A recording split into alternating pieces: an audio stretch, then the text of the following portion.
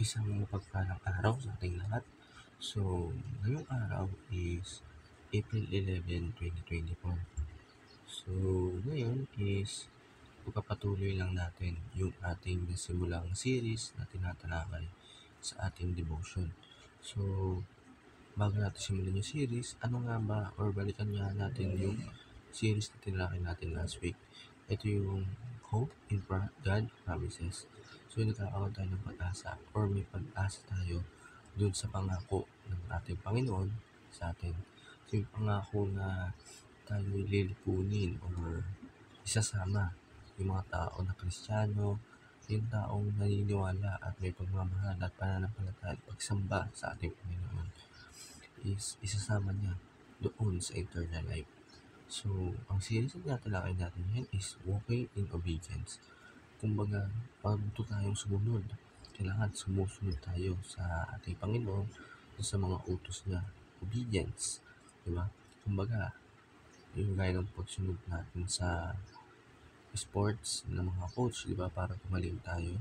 Kailangan sundin natin to yung mga napagawa sa atin para mag-grow tayo. Gaya ng sa Christian, kailangan sundin natin yung mga utos ng Panginoon para mag-grow tayo.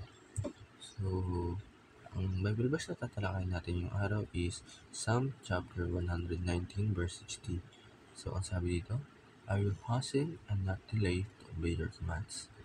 Sa Tagalog, ako'y nagmamadali at hindi naantala na sundin ang iyong mga utos. Yung kailangan yung bagay sa Bible verse ito, kailangan tayo magmadali. Huwag tayong magdalawang isip pa. Kumbaga, may inutos ang Panginoon. Sundin agad natin yan. Kasi, kung susundin natin yun is talagang mag-grow tayo. Hindi naman tayo utusan ng Panginoon na tayo makakasakit or tayo ay masasaktan. Para lumako ang ating talakayan, tayo ay dumako sa ating teaching.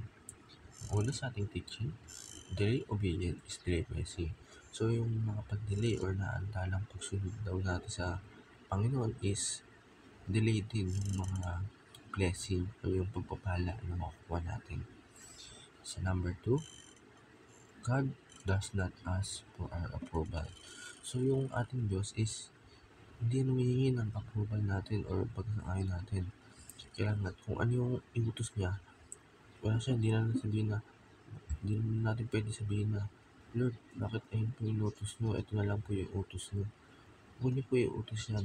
Diba? Hindi ganun yun. Kung ano yung inutos ng Panginoon, is yung utos niya yun. Kasi ayun yung makakatulong sa atin eh. Kaya nga, sundin natin yun. Kailangan huwag na tayo dalawang isip pa. Number 3, pride, doubt, and comfort are enemies of prompt obedience.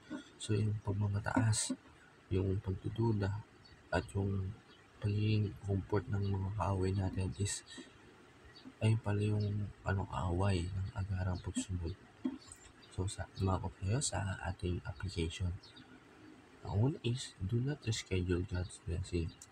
Huwag natin i-schedule yung mga pagpapala ng Panginoon. Is, kailangan, kagaya ng pagsunod natin, kunyari, bukas na lang, ganito. Kailangan, kung kaya natin sa buhay natin, kailangan kayanin natin pala sa buhay natin. Is, ngayon pa lang, sundin na natin. Sundin na natin yun, Panginoon.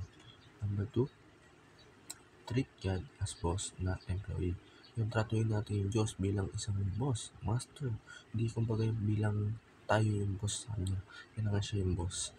And sa last, obey quickly for God does not make mistake. Yung sumunod tayo agad dahil hindi nagkakamali yung ating Panginoon.